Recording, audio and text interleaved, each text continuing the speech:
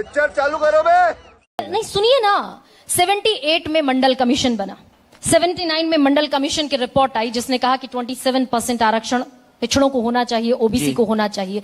ये आरक्षण 89 में लागू हुआ वीपी सिंह की सरकार में। अगर इंदिरा गांधी चाहती तो 80 में लागू हो सकता था, राजीव गांधी चाहते तो इंदिरा गांधी के असैसिनेशन के बाद 89 में लागू हो सकता था। 84 में लागू हो सकता था। बताइए ना, नहीं हुआ ना सर। वरिष्ठ हैं, बुजुर्ग हैं, अब कहाँ बार बार इतिहास में जाती हैं। सुनिए मेरी बात, मैं 2007 में पढ़ रहा था सर। इतिहास से आप डरते क्यों हैं? नहीं डरते हैं, मेरा इतिहास तो बहुत बढ़िया है मैडम। तो बताइए ना। 4 इतिहास पूछ देंगे तो आप वर्तमान भविष्य सब भूल जाइएगा। मैं तो पत्रकार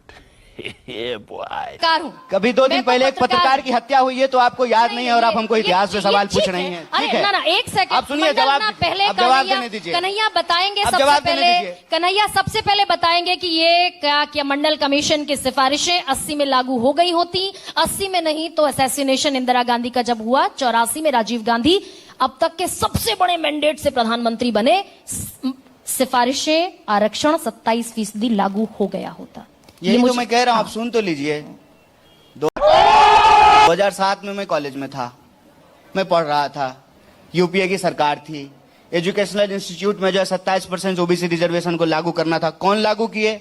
अर्जुन सिंह लागू किए, जो है यूपीए की सरकार लागू की ना। मैं तो आपसे बात पूछ रही हूँ। आइए ना वर्तमान में मैडम, यही हम आपको कह रहे हैं, कितना सुहाना मौसम है, बिहार आई हैं, आप इतिहास में पढ़ी हुई हैं। मुझे एक बात बताइए, जो सही चीज है उसको कौन सा कांग्रेस पार्टी आकर के पलट दी? मरना तेरे को डर नहीं लगता? जो आरक्षण जो है मंडल साहब लागू कर दिए, जो बीपी सिंह की सरकार ने लागू कर दिया, क्या कांग्रेस पार्टी ने उसको पलट दिया? कर्पूरी कांग्रेस पार्टी ने उसको आगे बढ़ाया? कर्पूरी ठाकुर को भारत रत्न देकर बीजेपी उड़ा ले गई, ये कारपेट आपकी जमीन के नीचे से। अच्छा, आप इसमें फंसे हुए हैं। ये तो मुझे मालूम ही नहीं था। चलिए, तो दूसरे के मकान पे जो है नाम मिटा करके अपना नाम लिख देते हैं और कहते हैं कि मकान हमारा ही है। इस देश की बुनियाद जिसमें आज हम सब रह रहे हैं संविधान है। संविधान को बनाने में कांग्रेस पार्टी की भूमिका है। बात तो सही है। उसी संविधान की प्रस्तावना में हम भारत के लोग भारत को एक प्रभुत्व संपन्न, समाजवादी, धर्मनिरपेक्ष, लोकतांत्रिक गणराज्य बनाने का लिए तथा उसके समस्त नागरिकों में स्वतंत्रता, समानता, न्याय, इसकी बात संविधान में लिखी हुई है, प्रस्तावना में लिखी हुई है। वहीं से यह आरक्षण की व्यवस्था आई है। कांग्रेस पार्टी की सरकार ने उस आरक्षण की व्यवस्था को आगे बढ़ाया, उसको लागू किया।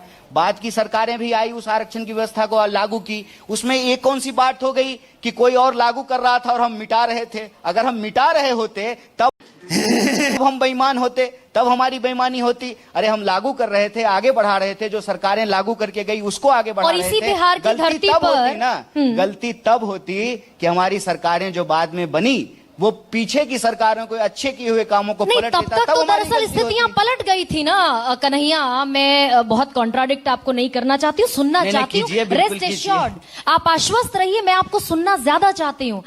खाओ माँ कसम।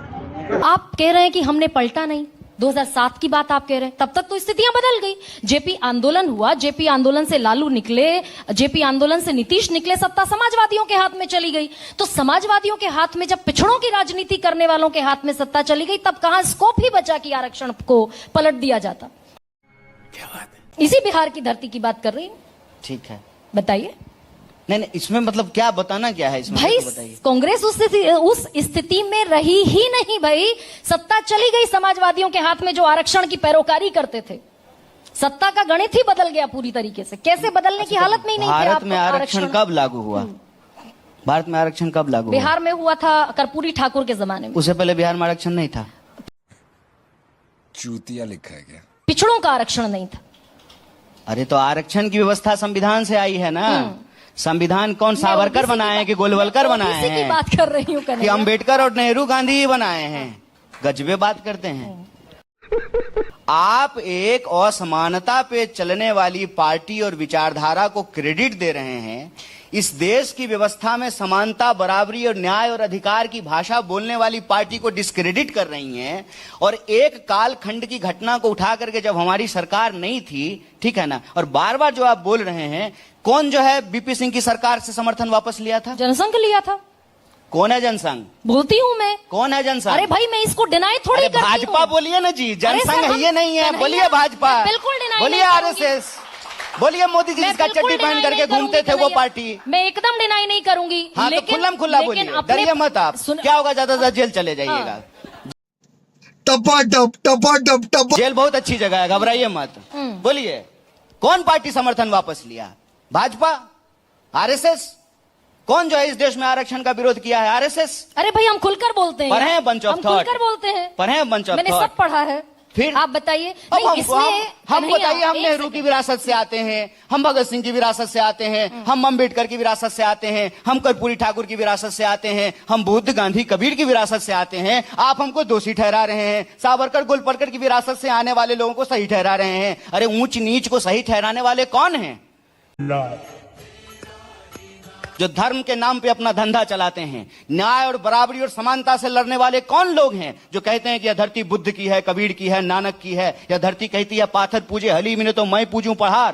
काकर पाथर छाड़ के माजिद लियो बनाए, तापर मुल्ला बांग दे बहरो भय खुदाए। आप उस परंपरा को गलत ठहरा रही हैं। नहीं, मैं गलत ठहराने वाली कोई नहीं होती हूँ, लेकिन आपके जितने भी प्रतीक थे भाई, पटेल से लेकर अंबेडकर, आप कहते हैं कि आपने ड्राफ्टिंग कमेटी का चेयरमैन बनाया अंबेडकर को, वो कहते हैं कि आपने अंबेडकर के खिलाफ नेहरू ने चुनाव लड़ा।